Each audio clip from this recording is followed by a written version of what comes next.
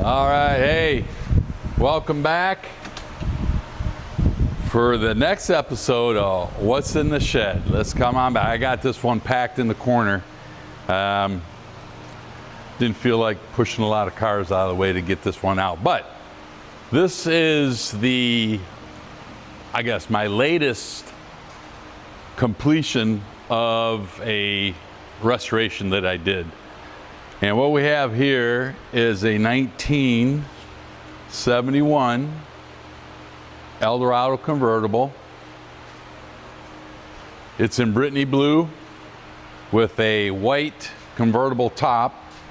And while I take this cover off, I can give you a little bit of a story. So back in the day, when I was a young gun, really young, my mom and dad purchased a brand new 72, but same style, 72 Eldorado convertible. It was Brittany blue with a white top and white interior. I wanted to make this particular vehicle have white interior, but my interior guy refused. He hates working with white leather. So that being said, I'm gonna just kind of talk about the car itself. It came out of New York, upper New York.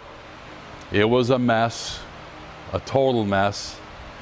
It had so many coats of paint. It had been repainted so many times that you guys probably know the paint starts cracking, starts falling off.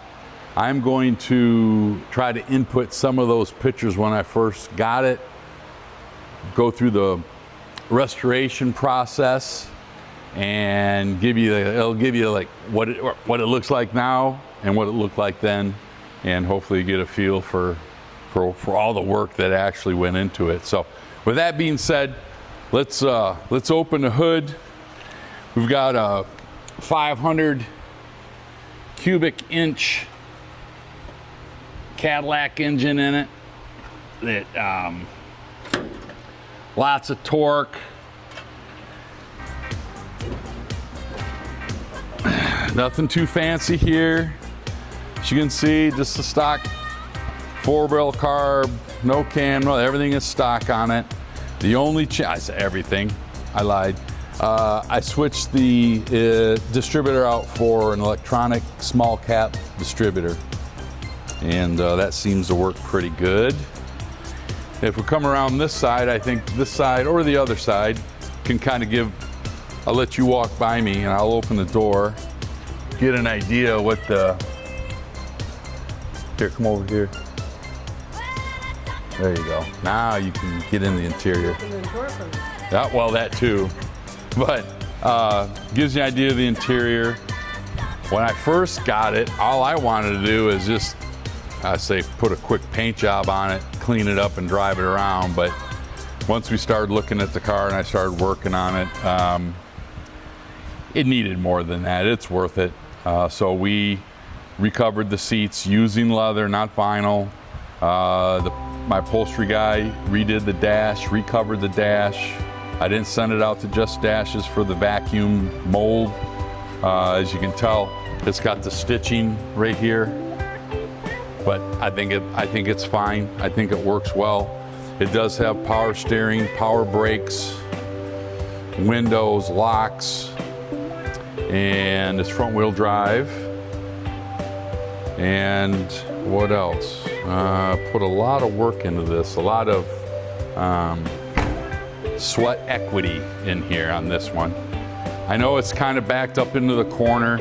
If we come around the other side, we might be able to, that rear corner, kind of give a shot of the rear bumper, and while you're doing that. So I got the car from New York and started to work on it. One thing you might see, and you take a look at the pictures that I post along with this video, I think Son and the Mafia own this car. I've never seen so many dents, like somebody had taken a baseball bat to both rear quarters along this whole area. I mean, there were dings and dents, and it was a mess. And those pictures will kind of show you. But I know it's in the corner, but if we get around, gives you an idea of what the rear looks like. 71, just for purposes, has the Eldorado lettering, not script, down on the corner there. I don't know if that'll come in or not, if you can get that. But it has right there, yep, that's the Eldorado lettering. In 72, they went to script. 71, the only year they put these vents in the deck lid. This is the second iteration of vents. The first ones had double the amount. So early production 71 Eldorados had another set of vents. So double the vents. They knew they had an issue because all the water that would go in the trunk. So they made the vents smaller, and in 72, they eliminated it. Put the white convertible top on it with glass back window along with the rear window defog. The car does have cruise, air conditioning, and I did put a custom auto sound radio in it with Bluetooth, and you can answer your phone. Put some kicker speakers in. I didn't want to go crazy with the sound system or anything like that, but just something that makes a good cruising car. Oh, yeah. She wanted to know if I can open the trunk. Why not? And yeah, no bodies, there better not be. If not, I'll blame somebody else.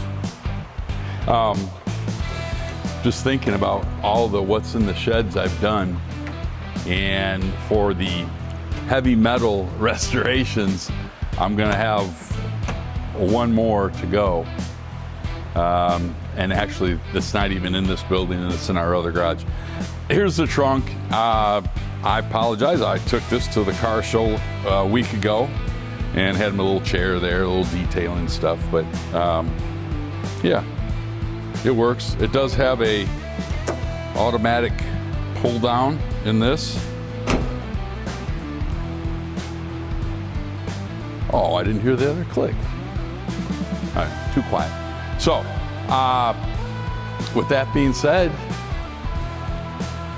71 Eldorado Convertible. I appreciate you. Don't forget to like and subscribe.